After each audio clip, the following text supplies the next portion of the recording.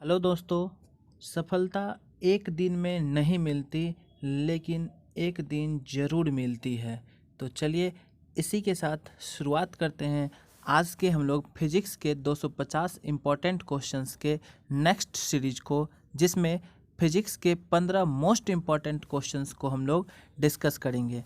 तो दोस्तों, यदि अभी तक आप लोग मार्गदर्शन को सब्सक्राइब नहीं किए हैं तो फटाफट मार्गदर्शन बाय रविकांत सर को सब्सक्राइब कीजिए। और चलिए आज की शुरुआत करते हैं आज के पहले क्वेश्चन से। और इस क्वेश्चंस का पीडीएफ लेने के लिए आप अपने टेलीग्राम ग्रुप को भी ज्वाइन कर सकते हैं, जो मार्गदर्शन बाय रविकांत सर के नाम से है। तो चलिए आज का पहला क्वेश्चन है, घर्षण एक प्रकार का बल है जो हमेशा कार्य करता है। तो दोस्तों, घर्षण एक प्रकार का बल है जो हमेशा कार्य करता है। पहला ऑप्शन एक समान दिशा में, ऑप्शन नंबर बी विपरीत दिशा में, option number C A plus B दोनों, option number D none of these. तो सही आंसर होगा ऑप्शन नंबर बी विपरीत दिशा में। चलिए next question, question number 47, time of flight का फॉर्मूला क्या होता है। पहला option 2u sine theta by g, option number B है u square sine square theta by g, option number C u square sine square theta by 2g। तो चलिए जो पहला ऑप्शन है 2u साइन थीटा बाय जी, यही हम लोगों का सही आंसर होगा। और अब हम लोग देखते हैं, ये तो टाइम ऑफ फ्लाइट का फॉर्मूला है, लेकिन जब हमसे परास का पूछेगा रेंज का फॉर्मूला क्या होता है, तो बड़ा होगा u square sine square theta by g. तो ये ऑप्शन नंबर बी जो है ये परास के बराबर होता है, परास बराबर। ऑप्शन नंबर सी, और परास कहते किसको हैं, तो ध्यान देंगे जब महत्तम परास तब प्राप्त करेगा कोई वस्तु जब उसको 45 डिग्री के एंगल से फेंका जाएगा। 45 डिग्री के एंगल से फेंका जाएगा तो वो महत्तम परास प्राप्त करेगा। जबकि मैक्सिमम ऊंचाई का फॉर्मूला होता है 2 square sine square you square sine square theta by 2g। ये मैक्सिमम ऊंचाई का फॉर्मूला होता है। और कोई वस्तु मैक्सिमम ऊंचाई तक तब जाएगा जब वो 90 डिग्री के एंगल से फेंका जाएगा। तो सही हम लोग का इस ऑप्शन क्वेश्चन का सही आंसर ऑप्शन नंबर ए है। जबकि परास बराबर u square sine square theta by g होता है, जो 45 डिग्री के एंगल से सबसे मैक्सिमम परास तब प्राप्त करेगा। तो चलिए दोस्तों देखते हैं अगला क्वेश्चन, क्वेश्चन नंबर 48, कार्य संपन्न होता है। पहला ऑप्शन वस्तु के द्वारा, ऑप्शन नंबर बी त्वरण के द्वारा, ऑप्शन नंबर सी घनत्व के द्वारा, ऑप्शन नंबर डी बल के द्वारा। तो चलिए सही आंसर होगा ऑप्शन नंबर डी बल के द्वारा। तो दोस्तों कार्य बराबर होता है बल गुना विस्थापन, बल गुना विस्थापन।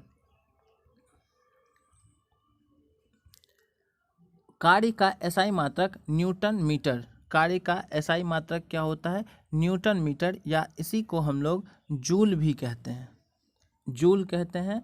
और कार्य करने की दर को शक्ति कहा जाता है। तो कार्य बराबर बल गुना विस्थापन, इसका एसआई यूनिट न्यूटन मीटर होता है। और कार्य संपन्न होता है किसके द्वारा, तो बल के द्वारा। ऑप्शन नंबर डी सही आंसर होगा। Next question, question number 49, 49 number question देखते हैं। कार्य करने की दर को कहते हैं। पहला ऑप्शन ऊर्जा एनर्जी, ऑप्शन नंबर बी शक्ति, option number C A plus B दोनों, ऑप्शन नंबर डी गतिज ऊर्जा। तो इस क्वेश्चन का सही आंसर होगा ऑप्शन नंबर बी शक्ति। चलिए अब इसके बारे में देखते हैं कि शक्ति का एसआई यूनिट जूल पर सेकेंड होता है। शक्ति का एसआई यूनिट क्या होता है, जूल पर सेकेंड होता है। और इसी को हम लोग वाट कहते हैं। क्या कहते हैं, इसी को वाट कहा जाता है, ठीक है। और 1 किलो वाट बराबर 1000 वाट होता है। 1 किलो वाट बराबर क्या होगा, 1000 वाट होगा, ध्यान रखना है। और एक अश्व शक्ति, एक हॉर्स पावर के बराबर होता है 746 वाट। 1 हॉर्स पावर के बराबर क्या होता है? 746 वाट।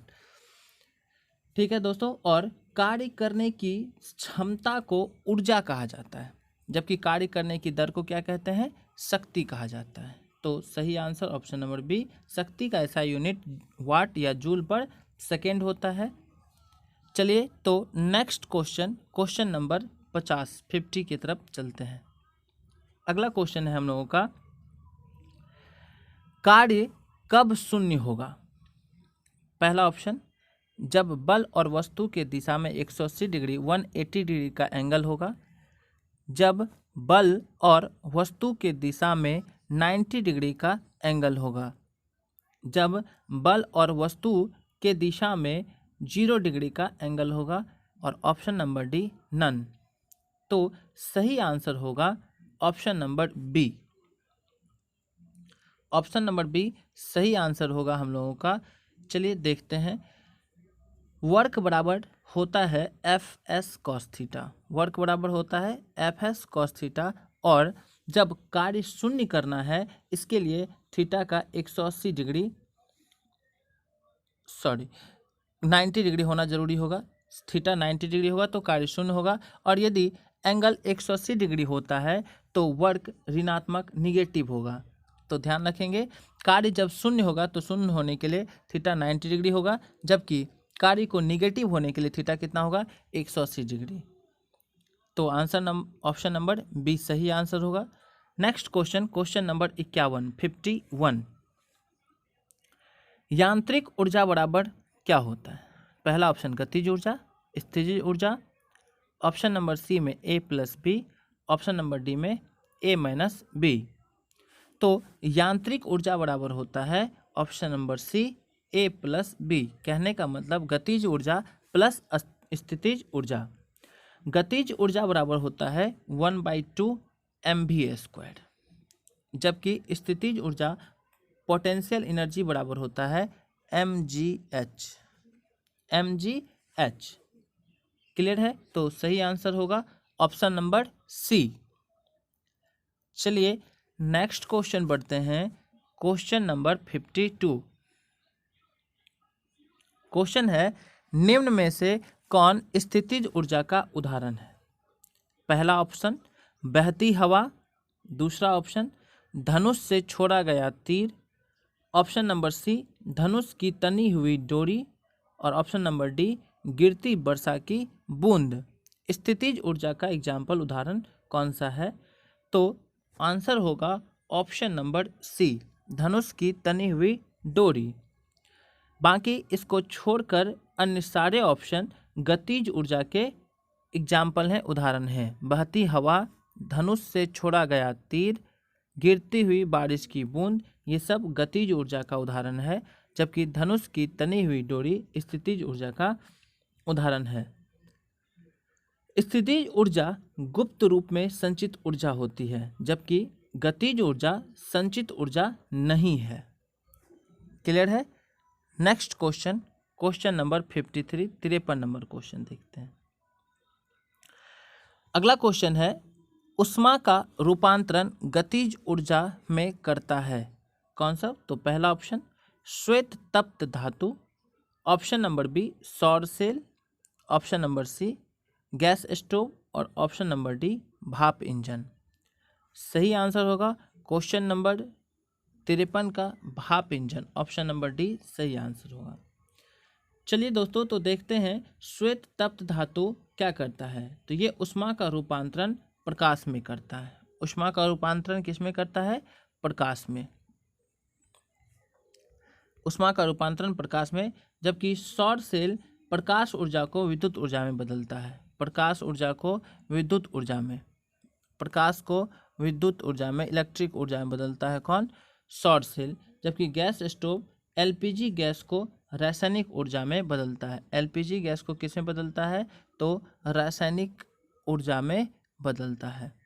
तो सही आंसर होगा भाप इंजन, क्योंकि भाप इंजन उष्मा का रूपांतरण गतिज ऊर्जा में करता है।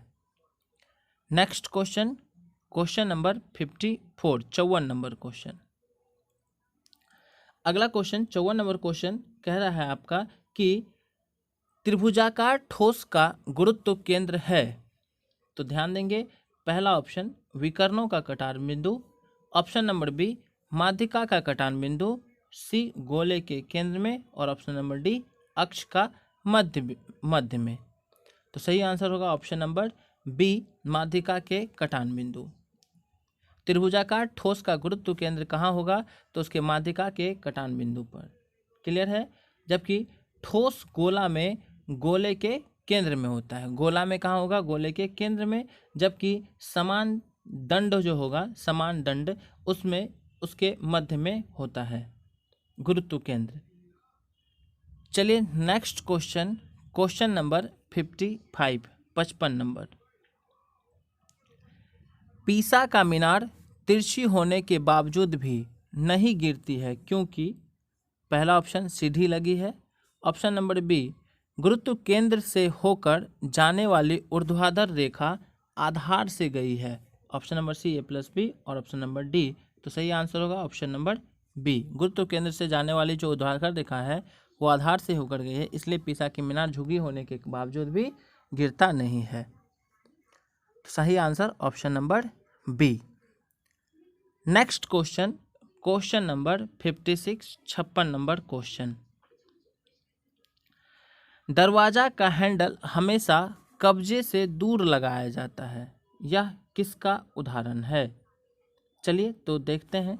पहला ऑप्शन बल युग्म का, ऑप्शन नंबर बी बल आघूर्ण का, ऑप्शन नंबर सी जड़त्व आघूर्ण का, और ऑप्शन नंबर डी कोणीय संवेग। तो सही आंसर होगा ऑप्शन नंबर बी बल आघूर्ण का। चलिए देखते हैं, बल आघूर्ण का एसआई मात्रक न्यूटन मीटर होता है। एसआई मात्रक क्या होता है? न्यूटन मीटर होता है। जबकि बल युग्म का एसआई मात्रक भी न्यूटन मीटर होता है। बल युग्म का भी एसआई मात्रक क्या होता है? न्यूटन मीटर होता है। बल युग्म के प्रभाव से वस्तु अपने अक्ष के परितः घूर्णन करता है। बल युग्म के कारण ही वस्तु क्या करता है? अपने अक्ष पर घूर्णन करता है। तो इस क्वेश्चन का सही आंसर होता है बल आघूर्ण। चलिए अगला क्वेश्चन देखते हैं, क्वेश्चन नंबर 57, नेक्स्ट क्वेश्चन। तो दोस्तों यदि आप मार्गदर्शन को अभी तक नहीं फॉलो किए हैं, सब्सक्राइब किए, तो आप हमें यूट्यूब पर मार्गदर्शन बाय रविकांत सर के नाम से, फेसबुक पर मार्गदर्शन बाय रविकांत सर के नाम से, और टेलीग्राम पर मार्गदर्शन बाय रविकांत सर के नाम से ज्वाइन कर सकते हैं। ये दोस्तों ये जो सीरीज चलाया गया है, ये आप लोगों के किसी भी एग्जाम को देखते हुए मोस्ट इंपॉर्टेंट क्वेश्चंस का सीरीज है साइंस का, जो आपके किसी भी एग्जाम में हेल्पफुल होगा।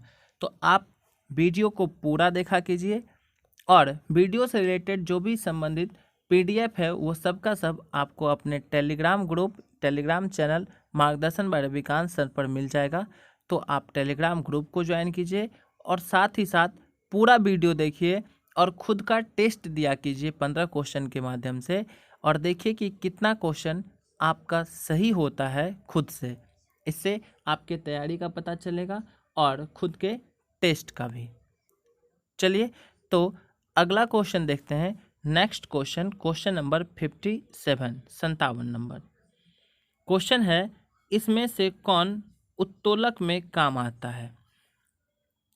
तो ऑप्शन है पहला आलंब, दूसरा ऑप्शन आयास, ऑप्शन नंबर सी भार, और ऑप्शन नंबर डी।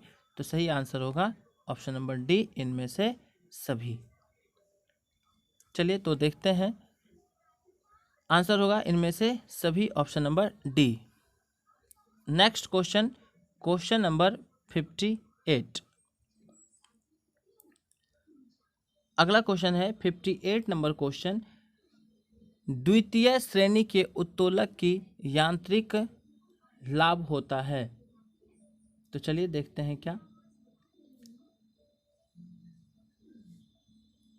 पहला ऑप्शन है 1 से कम, दूसरा ऑप्शन 1 से अधिक, ऑप्शन नंबर सी 1 के बराबर, ऑप्शन नंबर डी नन। तो सही आंसर होगा 1 से अधिक, ऑप्शन नंबर बी सही आंसर होगा। जबकि प्रथम श्रेणी के उत्तोलक का यांत्रिक लाभ 1 से कम या 1 से अधिक या 1 के बराबर हो सकता है। द्वितीय श्रेणी का हम लोग देखें कि यांत्रिक उत्तोलक के यांत्रिक लाभ 1 से अधिक होता है, जबकि तृतीय श्रेणी के उत्तोलक का यांत्रिक लाभ 1 से कम होता है।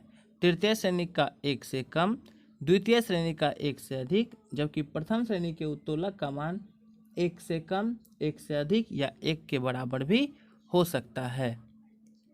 Next question, question number 59, 59 number question, निम्न में से कौन द्वितीय श्रेणी का उत्तोलक है?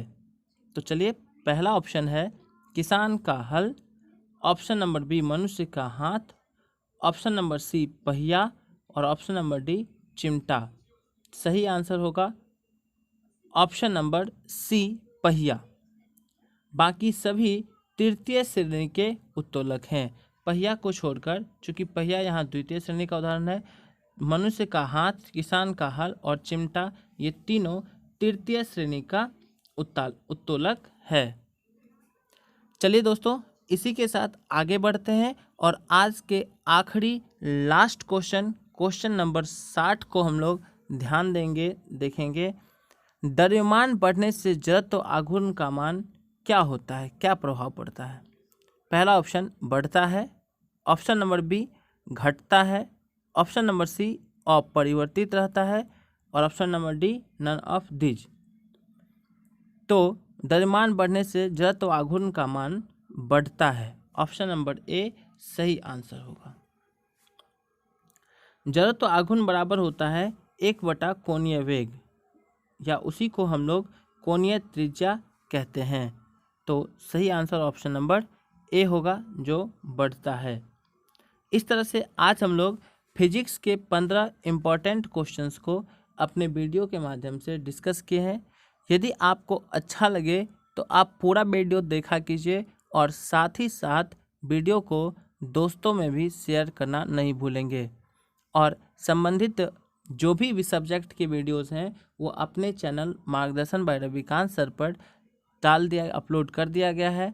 आप उसके प्लेलिस्ट को चेक कीजिए।